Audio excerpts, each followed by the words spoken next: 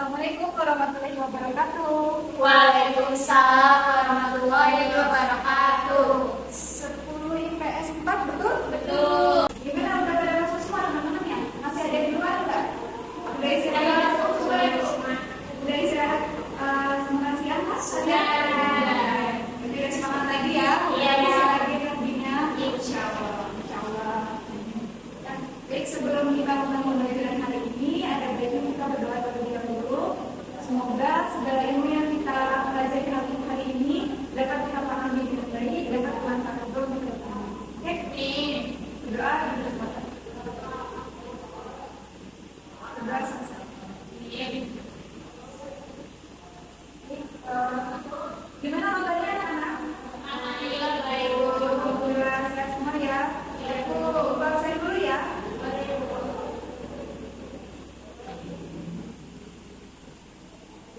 Dewi, Saya Bu. Salsabila, Saya Bu Adin. Rita, oke masuk semua ya. Iya Bu. Semua. Oke baik, karena tadi habis istirahat, takutnya kalian masih kebayang-bayang nih sama ayam goreng, sama nasi goreng. Dari Bu Adin. Oke, biar lebih konsentrasi lagi belajarnya, kita sedikit dulu, setuju? Setuju. Oke, boleh berdiri dulu.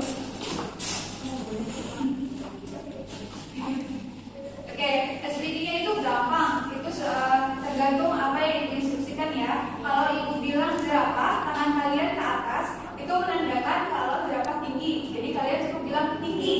Nah, kalau ibu bilang ular, tangan kalian gini, itu bilang panjang.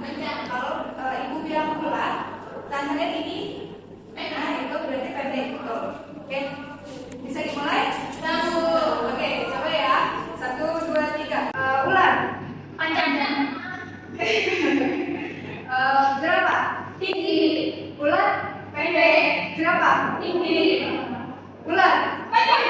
ular Panjang. ular Pendek. ular Pendek. ular Panjang. ular jerapah Panjang. ya oke udah Yeay. semoga bisa konsentrasi lagi belajarnya ya. Iya Bu. Oke, masih ingat nggak materi minggu lalu kita membahas tentang apa? Alat pembayaran apa ya? Ada 2 nih. Yang kemarin kita bahas apa dulu? Masih ingat nggak alat pembayaran tunai itu apa sih? Uang. Oke, betul, uang yang biasa kita gunakan sehari-hari. Uang itu ada uang kertas, ada uang logam. Oke, masih ingat ya? Nah, sekarang kita akan membahas tentang alat pembayaran non tunainya. Sebentar ya. Nah, oke. Sudah disiapkan alat tulisnya, disimpan dulu HP-nya sebelum ibu instruksikan main HP, untuk melihat HP baru dipakai lagi. Sebelum masuk ke pembahasan kali ini tentang pembayaran non tunai, ibu mau tanya dulu nih, siapa di antara kalian yang atau kalian semua bahkan udah punya yang namanya kartu ATM? Atau pernah menggunakan? Nah, biasanya buat apa sih digunakannya kartu ATM atau kartu apa yang punya? Buat bayar belanjaan. Bayar belanja. Terus ada lagi yang punya? Atau pernah memakai m-banking? Atau sekarang tuh sering nggak kalian mendengar kata QRIS? Pernah. Sering. Tapi pernah menggunakannya nggak? Pernah. Nah, itu biasanya buat apa? Bayar transaksi. Bayar makan, bayar transaksi, betul ya biasanya. Karena zaman sekarang semakin canggih, teknologinya pun juga semakin canggih, semakin maju, pasti alat pembayaran pun juga semakin berkembang, betul? Betul. Ada yang punya spidol? Itu Bu, dari tadi itu. Oh iya, terima kasih. Nah, sebelum ada pembayaran non tunai, kalian masih ingat nggak? Pertama kali itu kita menggunakan apa sih namanya? Barter. Betul. Barter. Nah, biasanya barter itu tuh kita pakai apa aja? Contoh-contohnya kita bisa menggunakan barter itu selain apa? Karena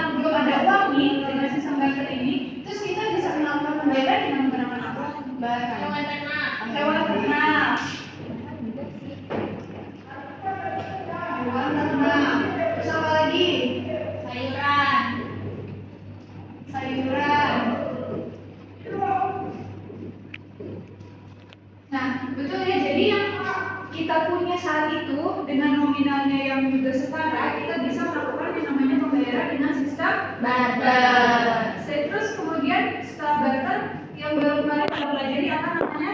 Uang. Uang atau disebutnya apa pembayaran? Tunai. Tunai menggunakan uang. Uang ada jenisnya apa aja? Kertas. Uang kertas. Sama uang barang. Nah, kalau sekarang berarti yang tadi kalian sudah punya kartu ATM atau M-Banking itu masuknya kemana? Non tunai. Dari contoh ini saja sebenarnya kalian sudah bisa mengambil kesimpulan ya. M-Banking, apa lagi? Kartu kredit atau ATM ya.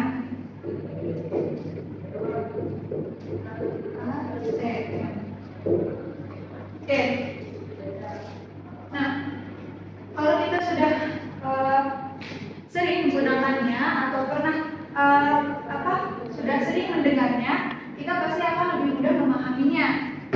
Nah, sekarang Ibu ingin menjelaskan nih ada PowerPoint di sini. Nah, lalu apa sih yang dimaksud dengan pembayaran non tunai? Ada yang bisa baca dulu? Ya, boleh. Jadi definisi pembayaran tunai adalah suatu metode pembayaran atas barang dan jasa yang tidak melibatkan pertukaran uang fisik atau tunai yang beredar saat ini. Pembayaran tunai tidak tercapai hanya dengan bertukar alat pembayaran antara pembayar dan penerima pembayaran, tetapi perlu adanya transfer uang deposit antara bank pembayar dan bank penerima uang pembayaran. Oke, di sini ada tulisan pembayaran non tunai tidak tercapai hanya dengan bertukar alat pembayaran antara pembayar dan penerima pembayaran. Nah, dengan pembayaran yang seperti ini, itu biasanya kita menggunakannya dengan pembayaran tunai. Karena misalkan ini kita sebagai pembeli dan untuk melakukan belanja dengan penjual. Berarti kan kita hanya bertukar alat pembayarannya saja dengan menggunakan uang. Kita membayar sebagai pembayar dan penerima pembayarannya itu siapa? Penjual. Kalau misalnya kita mau membayar belanja misalkan. Nah, tapi kalau dengan pembayaran non tunai itu nggak perlu bertukar dengan alat pembayarannya aja, tapi ada yang namanya pihak ketiga, yaitu transfer uang deposit antara bank pembayar dan bank penerima uang pembayaran. Misalkan kita ingin belanja menggunakan kartu kredit, ibu punya misalkan kartu BCA. Nah, sedangkan yang si penjualnya ini mempunyai kartu bank yang diterima itu bank BSI. Itu kan berarti antara bank pembayar dan bank penerima uang pembayaran itu berbeda. Jadi perlu adanya pihak ketiga atau bank ini. Oke. Lalu apa aja sih yang termasuk alat pembayaran non tunai bisa dibaca? Ini poinnya 2 orang aja berarti yang bisa baca. Ya, silakan. Berdasarkan Peraturan Bank Indonesia Nomor 11 PBI 1 2009 tentang uang elektronik, uang elektronik dikelompokkan menjadi 2, yaitu uang elektronik terdaftar (register) merupakan uang elektronik yang terdapat data identitas pemegang terdaftar pada penerbit uang elektronik. Batas maksimum nilai uang elektronik yang tersimpan pada chip adalah 5 juta dan dapat dipindahkan. Oke, satu lagi. Uang elektronik tidak terdaftar atau unregistered merupakan uang elektronik yang data pemegangnya tidak terdaftar pada penerbit uang elektronik. Batas maksimum nilai uang elektronik yang tersimpan pada chip adalah 1 juta. Uang jenis ini benar-benar seperti uang tunai, siapapun penerimanya bisa menggunakannya. Oke, dari 2 jenis uang elektronik ini, kalian ada yang bisa kasih contoh nggak? Kayak gimana sih uang elektronik ini menurut? Oke, jelaskan. Jadi yang pertama ini ada uang elektronik terdaftar. Jadi dia ini merupakan data identitas kita sebagai pemegang kartu uang elektronik ini. Contohnya misalkan kartu kredit atau kartu debit. Kalian pasti kalau mau membuka rekening pasti akan diberikan kartu kredit atau kartu debit. Itu kan pasti perlu data identitas kita, siapa namanya, bahkan kartu nomor KTP misalkan atau nomor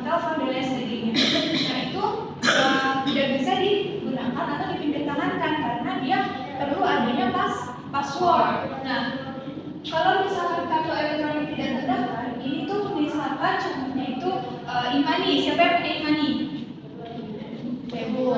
Ya, punya e-money kan? Nah, ini kalau misalkan ini kartu yang sudah terdaftar, mereka sama-sama memiliki chip. Ini ada chipnya di sini, ya. Kalau ini itu uang elektronik terdaftar karena dia perlu identitas memegangnya. Makanya ibu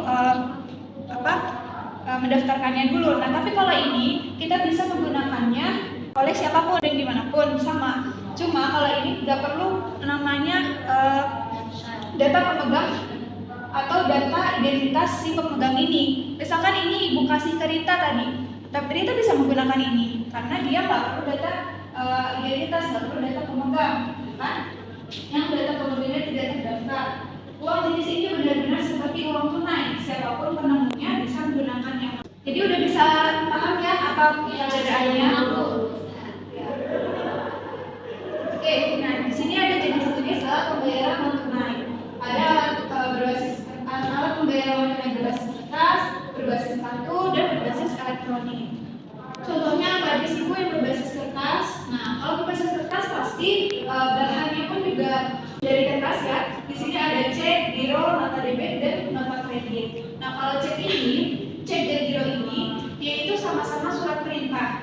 Jadi kalau cek yang ini yang warna kuning, itu surat perintah tanpa syarat yang diberikan oleh nasabah kepada bank pemegang rekening giro. Jadi dari rekening giro si nasabah ini memberikan surat perintahnya kepada bank, kemudian untuk dicairkan atau dikembalikan uangnya. Jadi kalau cek ini intinya dia itu berfungsi untuk mencairkan dana, bisa mencairkan uang tunai. Tapi kalau giro dia hanya bisa memindahkan atau memindahkan sejumlah saldo dari rekening seseorang atau rekening nasabah ke rekening nasabah yang lainnya.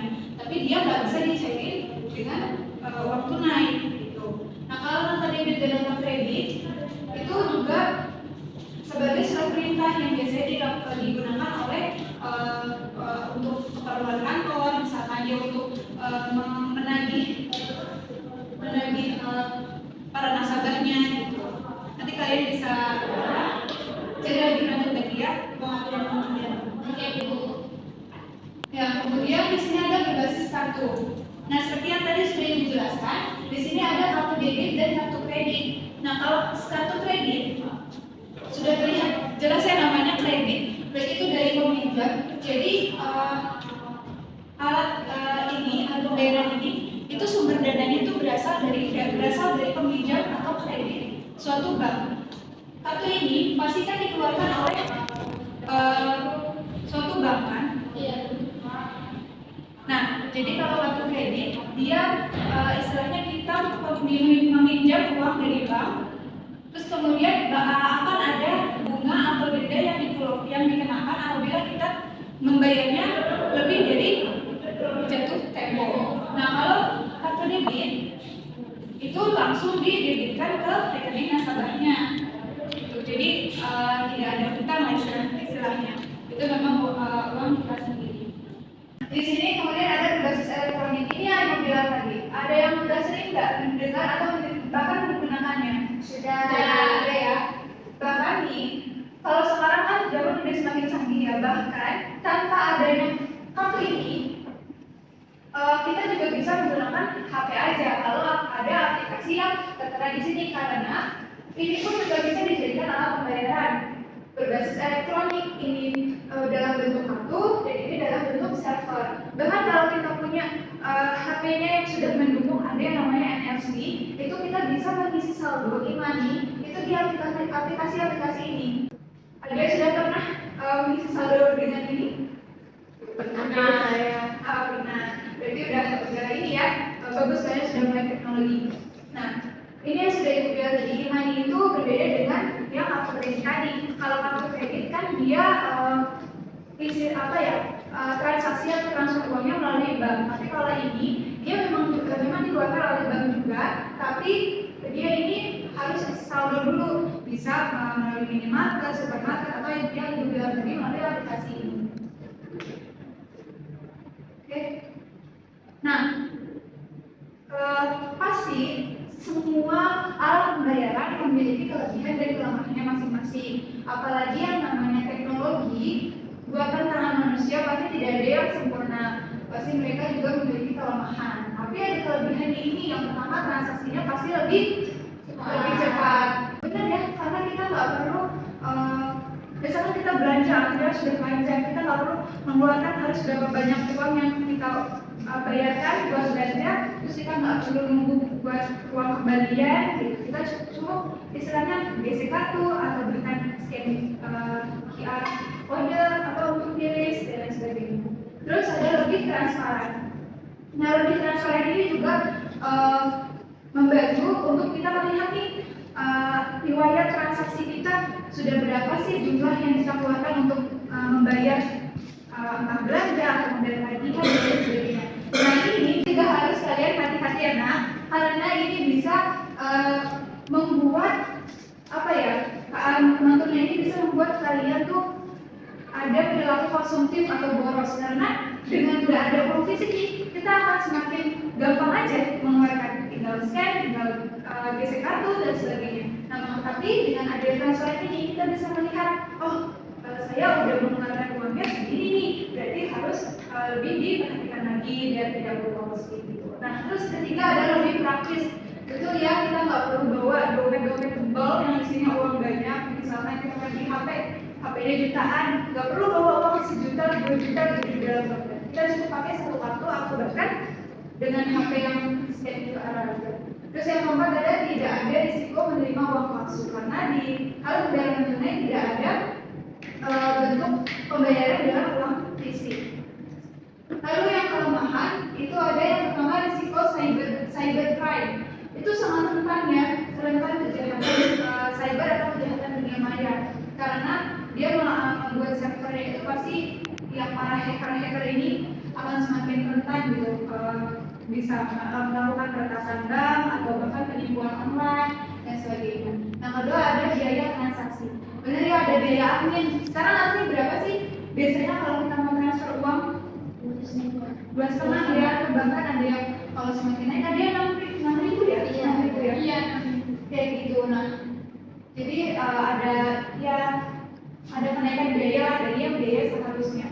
Terus yang ketiga ada penggunaan masih belum merata. Nah, ini seperti yang kita ketahui ya, pasti kalau kita datang ke toko, ke resto, ke kafe itu pasti sudah menyediakan pembayaran non tunai gitu kan. Nah, tapi kalau misalkan kita jajan di pedagang kaki lima atau pedagang pinggir jalan itu belum semua yang menyediakan pembayaran non tunai. Ibu waktu itu pernah sedikit cerita ya.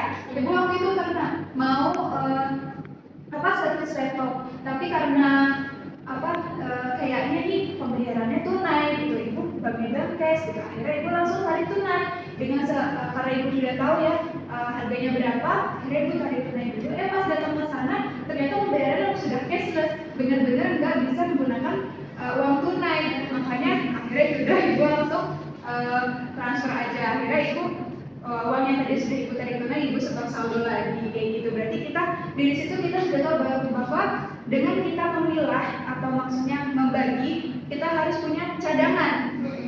Kita harus punya cadangan yang di uang tunai di dompet, karena sewaktu-waktu ada yang tidak bisa menggunakan cashless atau ini risiko cybercrime. Kalau misalkan uang kita kenapa-napa, amin-amin di bank atau MBI itu kita masih punya simpanan uang, jadi kita nggak sama sekali kehilangan misalnya gitu. Nah, tapi kita juga perlu menggunakan ada taruh uang di MBI karena kegunaannya itu. Kalau udah cashless semua, kita jadi bingung mau bayar apa. Nggak mungkin kan kalau kita ngutang-ngutang dulu gitu. Nah, yang keempat adanya pembatasan jumlah transaksi. Oke, sudah selesai materi yang ibu sampaikan. Sekarang kita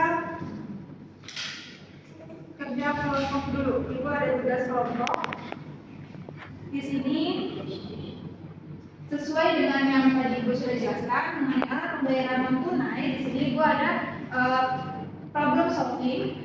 Jadi ibu menyediakan materi atau berita dari artikel mengenai JINFO, kendala transaksi pada transportasi umum makin teratasi. Jadi kalian pasti sering kan menggunakan transportasi umum, entah kereta, busway untuk kesini atau bahkan angkot ada yang tidak paling cuma 4.000, 3.000 ngapain pakai cashless gitu ya, tapi sekarang sudah menggunakan cashless gitu. Nah, jadi di sini ada petunjuknya, kalian baca dulu petunjuknya, diisi identitas kelas, nama atau nama kelompok dan nama anggota kelompoknya. Oke, kalian kelompoknya sesuai yang kemarin ya.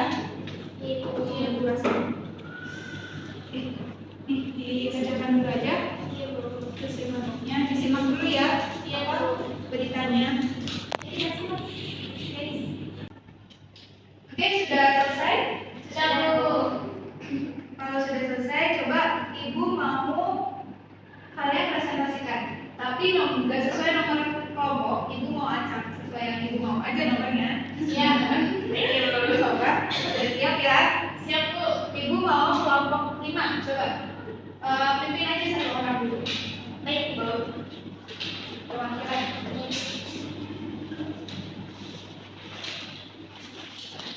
Ya, jadi di sini kan kita dapat studi kasus mengenai Jericho pada transaksi pada transportasi umum makin teratasi.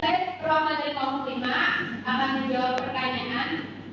Yang pertama itu ada apa kelebihan dari dan kelemahan dari adanya transaksi non tunai pada Jericho tersebut. Jawabannya itu kelebihannya itu jadi mudah. Jadi dia tidak perlu membawa uang tunai, cukup dengan satu atau aplikasi saja, Bu. Kemudian yang kedua itu proses transaksinya lebih cepat dan efisien. Yang ketiga itu mengurangi resiko kehilangan uang tunai atau pencurian. Kemudian kekurangannya itu ada memerlukan perangkat dan akses internet. Kemudian ada transaksi mungkin dikenakan biaya. Kemudian ada potensi gangguan sistem atau masalah jaringan, dan yang terakhir itu tidak semua pengguna memiliki akses ke metode pembayaran non tunai. Baik, segitu saja, Bu. Terima kasih. Sudah bagus ya? Benar. Yeay. Boleh tepuk tangan dulu. Yeay. Betul ya? Seperti yang tadi sudah Ibu jelaskan, pastinya pembayaran non tunai itu lebih membuat kita tuh lebih praktis dalam membayarnya. Meskipun ya ada beberapa pro kontra dari orang-orang terkait pembayaran ini, tapi kalau bisa kita menggunakannya dengan bijak, pasti semuanya akan dipermudah gitu. Nah, baik, sekiranya cukup materi kita hari ini. Nanti Ibu akan memberikan link quizzes untuk post-test kalian terkait materi ini. Nanti Ibu berikan di grup.